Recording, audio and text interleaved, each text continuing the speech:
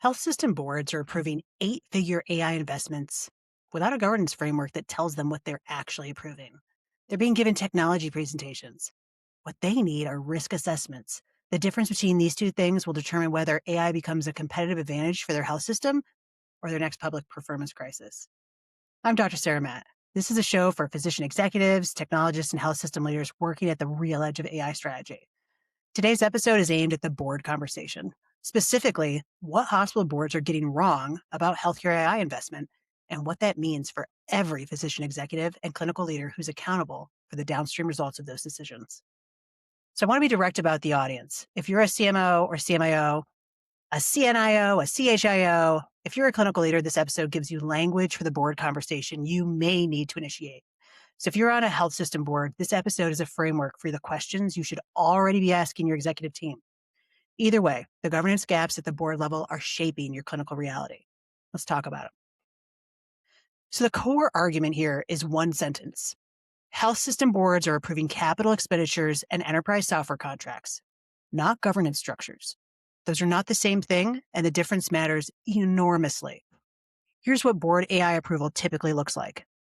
The CFO presents a business case with a 3-year ROI projection. Of course it does. IT or a consulting firm presents a technology overview. The board votes to approve the budget line. That's what gets called board level AI governance in most health systems. I mean, that's it.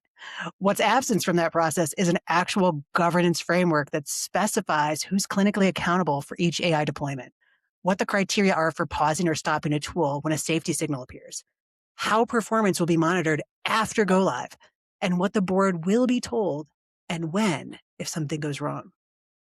Boards are approving the spend. They're not approving the governance.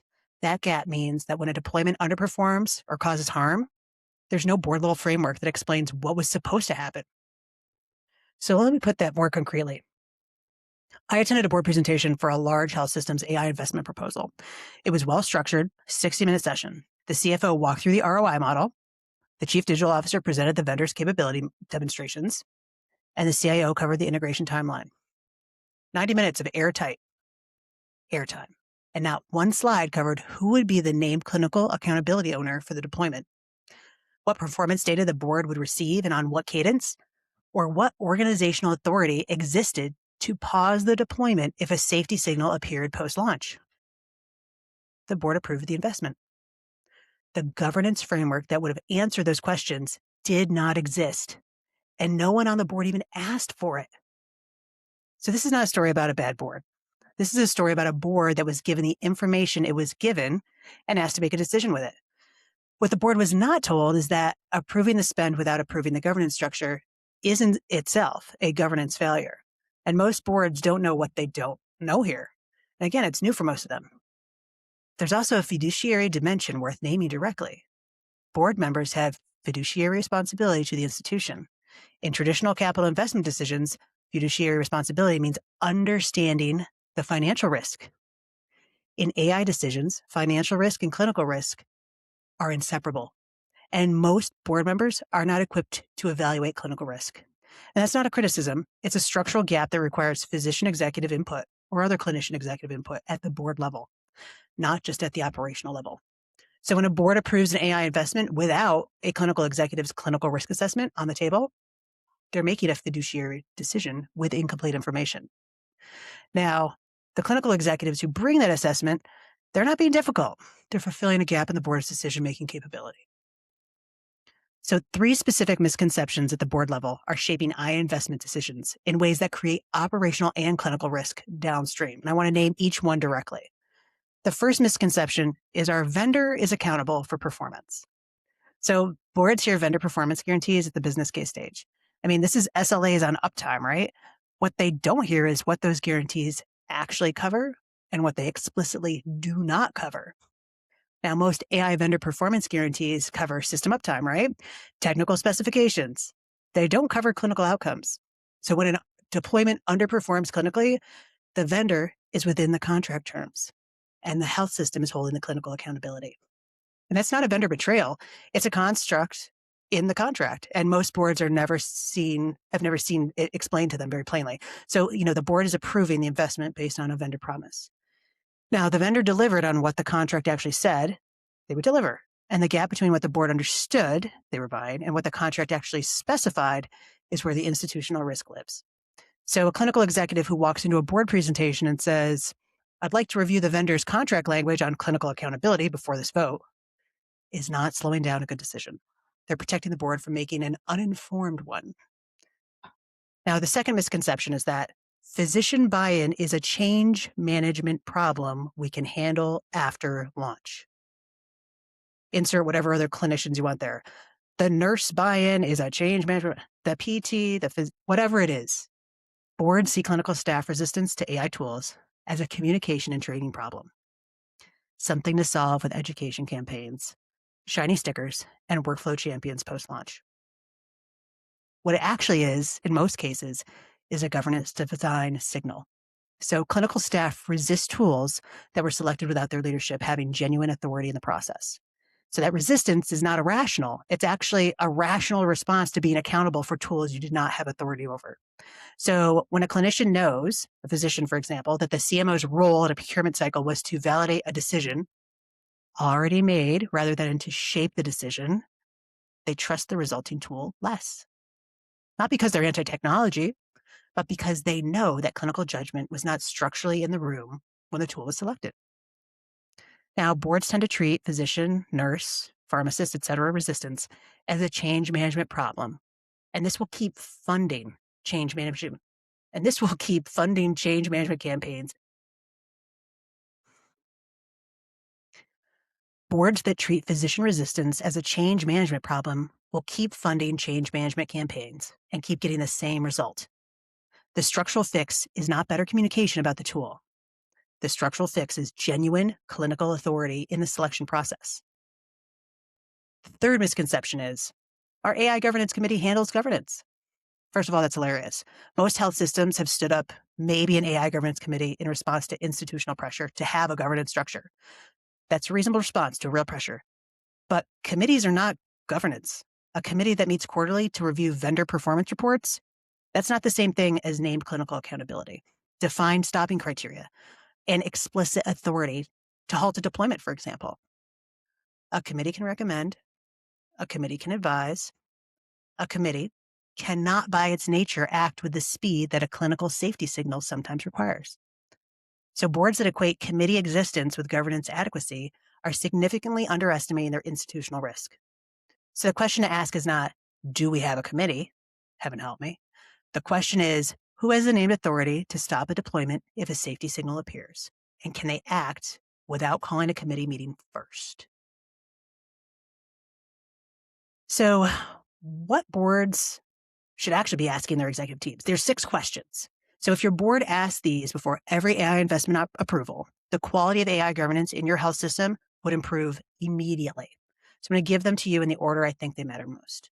Question 1, who's the name clinical executive accountable for this deployment and what is the scope of their authority? Not the CMO's office, a specific person by name with a defined authority scope. If the answer is a committee, ask again. Committees advise. A deployment needs an accountable individual whose professional standing is connected to the outcomes, because that connection is what ensures the monitoring and governance actually get done. Question 2. What are the criteria for stopping or pausing this tool after deployment, and who has the organizational authority to act on those criteria? This needs to be in the actual deployment plan before the board approves the budget, not defined after a problem occurs. The criteria for stopping deployment are always easier to find before you're in the middle of a vendor relationship, a capital investment, and organizational momentum behind expansion. Question 3. What is the validated scope of this tool, and does our planned deployment match that scope? If the vendor validated the tool on a different patient population or in a different workflow context, the board is approving deployment outside the evidence base. And that's a risk the board should understand before approving the spend, not discover after the deployment is underperforming. Question 4. What will you tell us and when if this deployment is not performing as projected? Define the performance reporting cadence and the threshold that triggers a board-level conversation before it becomes a crisis conversation. Boards often receive AI performance updates only when things are going well. The governance question is what triggers the conversation when they are not. Question 5. So, what does our vendor contract say about our clinical accountability if the tool produces an output that contributes to a patient harm event? Your legal team should be able to answer this in plain language. If they can't, that's information about the adequacy of the contract review process. Boards that approve AI investments without a plain language summary of their clinical liability exposure in the event of adverse outcomes are making incomplete fiduciary decisions. Question 6. Does the clinical or physician executive who will be accountable for this deployment have genuine authority to pause or stop it if they identify a safety signal? Not ceremonial oversight, actual organizational authority with the ability to act without needing executive consensus. If the clinical executive who is accountable for outcomes must seek approval from a committee before pausing a tool with an active safety signal, you have accountability without authority. And that's the most dangerous governance structure in clinical AI, and it's the most common one too. So getting governance right at the board level requires clinical executives to initiate the conversation, not wait to be asked. And most are waiting. Why? Because physician, nurse, pharmacy executives have been conditioned over careers to bring operational execution to boards, not strategic risk framing. Telling a board that their AI governance structure is adequate feels like overstepping. I'm telling you it's not. It's the job. The framing that works is fiduciary risk language, not clinical objection language. So when you frame physician governance concerns as fiduciary risk, institutional liability exposure, regulatory risk, the accountability gap that exists between approved spend and named clinical oversight. Boards understand it because that's their vocabulary. I am concerned about clinical outcomes. That reads as physician caution. I need the board to understand that we are approving a capital expenditure without an approved governance structure, and that gap creates institutional liability. That reads as board level input. Same concern, very different reception. So the specific ask is 3 things. First, a board approved governance framework that specifies named accountability before each deployment, not after, before. Second, explicit organizational authority for the named clinical executive, physician, nurse, pharmacist, you name it, to pause a deployment when a safety signal actually appears, without needing to call a committee meeting. Third, a performance reporting cadence that reaches the board, not just the executive team. And here's what I have seen happen when physician executives bring this framing to the board. I worked with a CMIO at a regional system who had watched 2 AI deployments underperform significantly in an 18-month timeframe. Neither deployment had a named physician accountability owner at the outset. Neither had documented stopping criteria. Both had governance committees that met quarterly. So when a third major AI investment came before the board, she asked for 15 minutes before the vote. She presented 1 page. On the left side, what the proposed deployment was approving. On the right side, the governance structure the deployment required to be viable. She did not argue against the investment. She argued for the governance framework that would make the investment succeed. The board voted to approve both the investment and the governance framework, which they had never actually been asked to approve before. And that framework took 4 weeks to build and 3 years to become normal operating procedure. The CMIO told me that the board presentation was literally the hardest professional conversation she'd ever initiated in her entire career. It was also perhaps the most consequential. So most boards, when they understand the liability exposure that the current governance gap creates, they're going to want to close it. And they're not indifferent to the problem. They have not been given the programmatic problem in language they can actually act on. Clinical executives who bring it in that language, they're going to get the governance structure they need. So health system boards are not the obstacle to good AI governance. The absence of a clear governance framework, one that assigns accountability before deployment, not after, that's the obstacle. And fixing that requires doctors, nurses, pharmacists, all those clinical executives who are willing to bring the conversation to the board table in fiduciary risk language, not clinical objection language. The investment is already being improved. The question is whether the governance structure that makes that investment actually viable is going to be approved alongside it. Right now, in most health systems, that's not the case. So that's a solvable problem, but it does not solve itself. So I'm Dr. Sarah Matt. New episodes every Wednesday. If you found this useful, share it with a clinical executive who has a board presentation coming up, or send it to the board member who just asked why your health system's AI deployment isn't performing as projected. Start the conversation.